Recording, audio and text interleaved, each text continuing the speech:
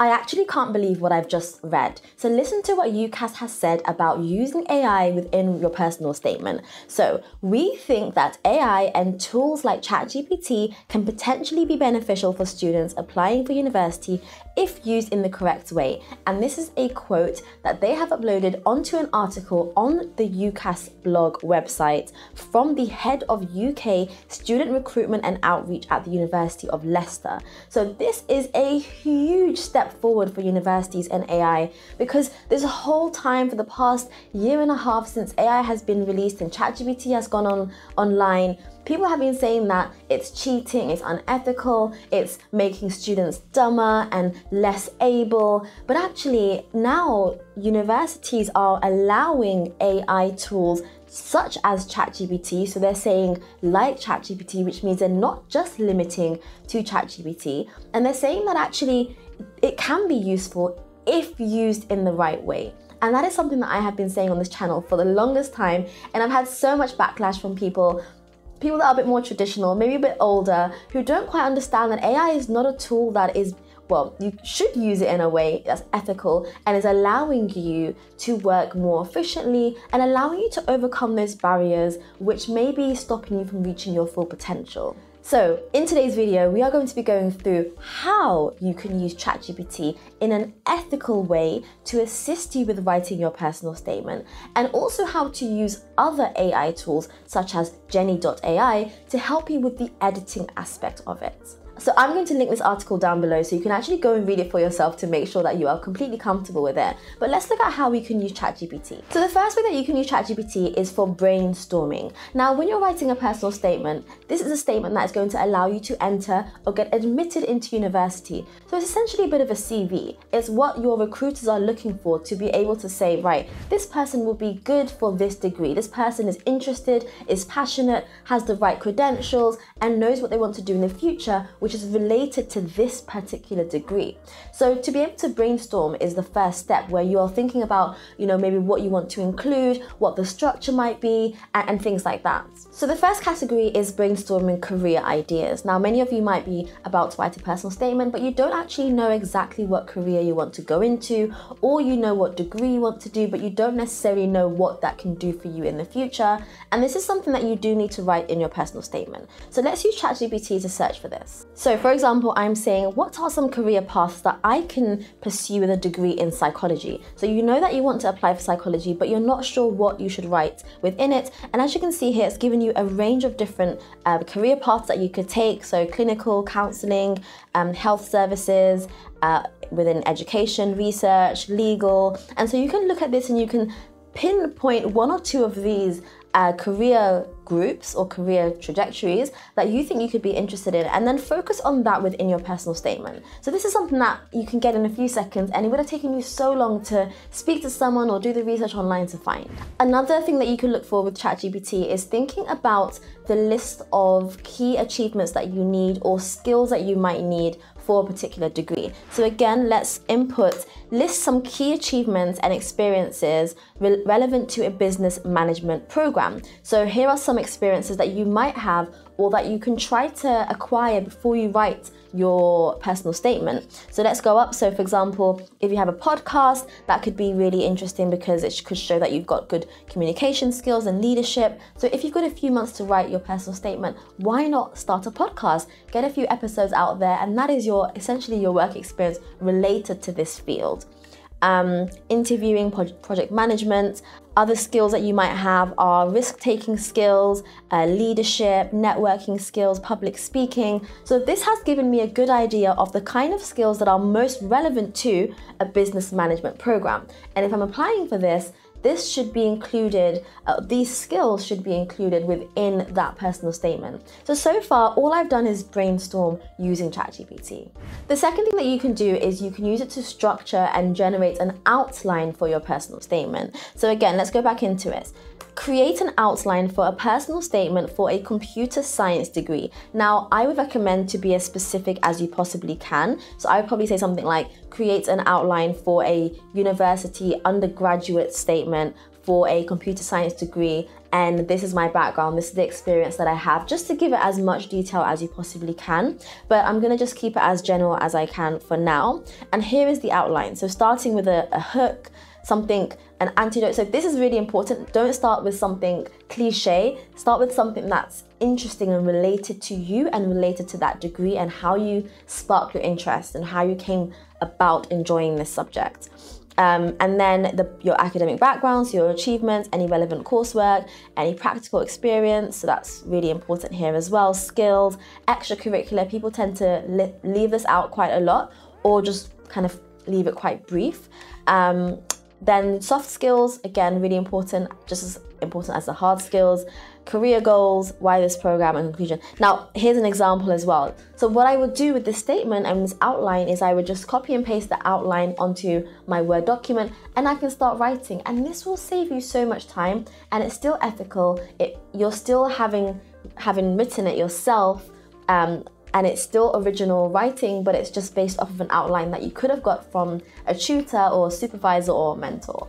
Then the third part we're going to go into is writing the content. So ChatGPT can also help you with writing the content. So again, let's go into this. So what I would do here is I would ask it to help me with explaining what I have done in a strong way. So I've just said, for example, explain how my internship at a tech company prepared me for a computer science degree. So again, kept it quite general. I would recommend putting more detail into that if you want a better response. And this is just going to help with writing a strong paragraph for how to relate the experience that you have to the course that you are applying to. So there could be a few things. Practical applications, so the theoretical knowledge that you have, you can pull upon those things. Did you do some teamwork? Did you do collaboration? I'm sure that you did. Were you exposed to real world challenges, professional development, other things that you've done as well? And this is a nice way to kind of just pick out things that are related to what you have done and what you are applying to. So I think this is a fantastic way, again, of brainstorming and beginning to write.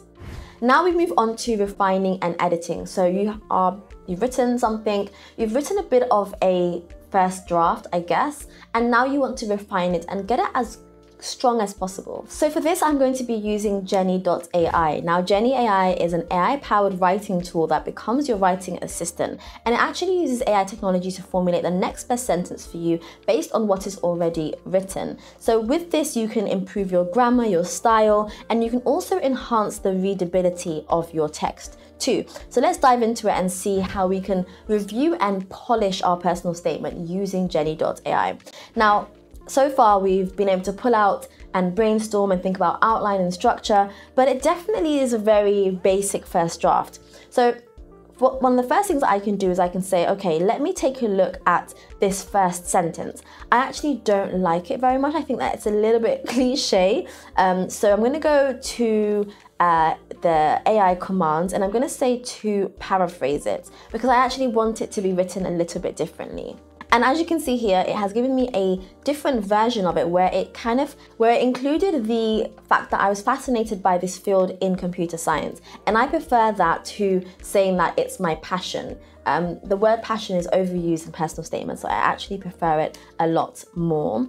I also think that this first paragraph is quite bulky and I need to cut it down a little bit. I'm over my words, so I'm just going to say to simplify it. Let's say simplify it persuasively. Personal statement it's an academic piece of writing, but it's more a persuasive text. So I really like this. There you go. That sounds a lot better. It sounds a lot more like I found what I've done really interesting. I found my past experiences really interesting, and that is what makes me want to continue on. Now, I know that in personal statements, you do not need to have references, but it does help if you've read some sort of research paper or something more recent in the literature and you can refer to this. So here I've written something about my summer internship in health monitoring, but actually it'd be useful if I could say something about the space at the moment in the research world within health monitoring. So I'm going to go to site, and what this can do is it actually can discover some new research papers in this research area. So as you can see here, vital signs, remote monitoring and analysis, loads of papers about an app, a concept for developing an app, using smartphones, things like that. So this would be really interesting, and actually you can click into it. You can either cite it directly, or you can open it up and read the citation and take a look and see if they can actually develop that a bit more and add more information. And also when you're being interviewed later, or you might be asked in an interview if you have one, it'd be really good for you to refer back to that paper and say, look, I read this and this is what I thought about it. So I think this is a really cool way of discovering research papers too. Now, one of the key aspects that you need to have within a personal statement is some sort of critical discussion. So this can come into either something that you've read or something to do with the topic or something more recent. I'm going to jump into this paragraph here where I'm discussing health monitoring and say to write an opposing argument, something that can maybe show that I thought critically during my time there. And as you can see, it has given me this really interesting statement where it said, however, this experience was not without its challenges, and it's given me a bit of a opposing discussion to do with the challenges, the obstacles, and navigating the complexities. And I think this is actually really powerful.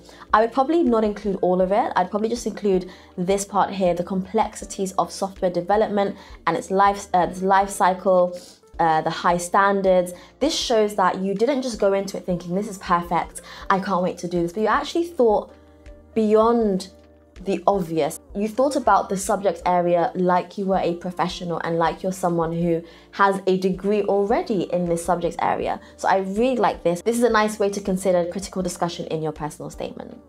And last but not least, I'm going to go to the AI chat here on the right hand side, and you can actually ask any question to the AI research assistant. So, you know, you've written quite a bit and you might just want to find out more information about something or know how to, for example, write a good conclusion. Okay, so I've said, what is a strong way to end this personal statement? And it is hitting me hard. It said, the ending of your personal statement is a bit too generic.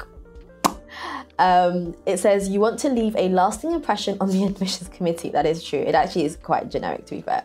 So instead of just simply stating your confidence, try to end with a sentence that highlights your enthusiasm. I like that.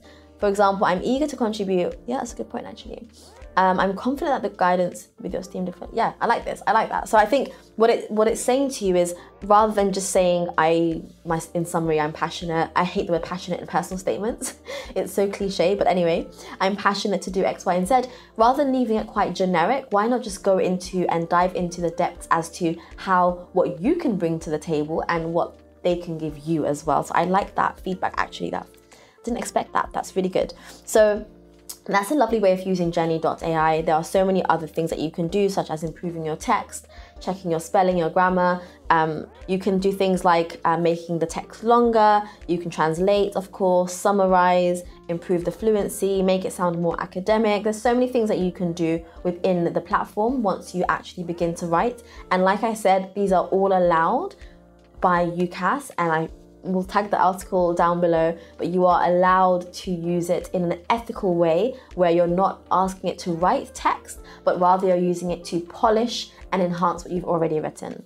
If you want to try Jenny.ai, then I will leave the link for it down below, so go ahead and click there. You can try it for free. It doesn't cost a single penny to actually make an account and start using it. But if you want to use it more extensively and for some other features, then go ahead and use my discount code, which I will leave up here, and you can use it for 20% off. And I do think you'll really enjoy it, and I know that many people do use Jenny.ai and are really loving it too. And if you'd like to see more like this from my channel, then don't forget to give me a huge thumbs up. And I really hope that you found this helpful, and I think it's such exciting news for the AI world. So I hope that you found this useful, and I'll see you in my next video. Bye.